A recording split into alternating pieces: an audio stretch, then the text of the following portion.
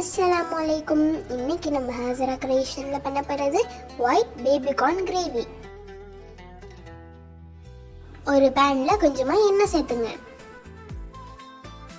20 நாட்டு வெங்காயம் சேர்த்துருக்கேன். அப்படி இல்லைன்னா 2 மீடியம் சைஸ் வெங்காயம் சேர்த்துங்க. 10 பல் பூண்டு, 3 பச்சை மிளகாவை 2 கட் பண்ணிட்டு சேர்த்துருக்கேன்.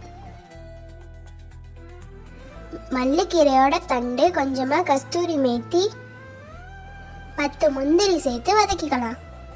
லைட்டாக வதங்கினதோட 1 டீஸ்பூன் உப்பு சேர்த்து 10 நிமிஷம் மூடி போட்டு வதக்கிக்கலாம்.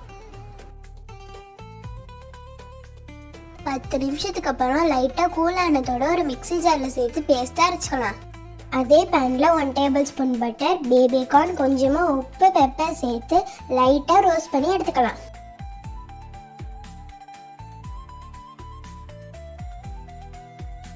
அதே பேனில் 1 teaspoon oil, 1 tablespoon butter சேர்த்து ஃப்ரெஷ்ஷான பச்சை பட்டாணி சேர்த்து நல்லா வதக்கிக்கலாம்.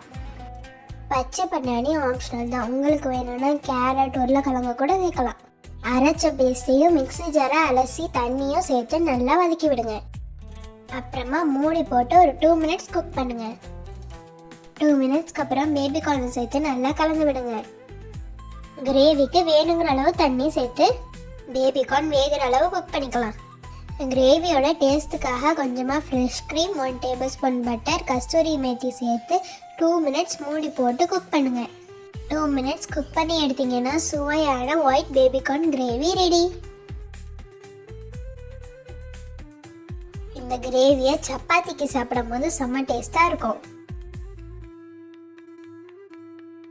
ட்ரை பண்ணிவிட்டு எப்படி இருந்துச்சுன்னு கமெண்ட் பண்ணுங்கள். உங்களுக்கு இந்த வீடியோ பிடிச்சிருந்துச்சுன்னா மறக்காமல் நம்ம சேனலை லைக் பண்ணுங்கள், ஷேர் பண்ணுங்கள், சப்ஸ்கிரைப் பண்ணுங்கள்.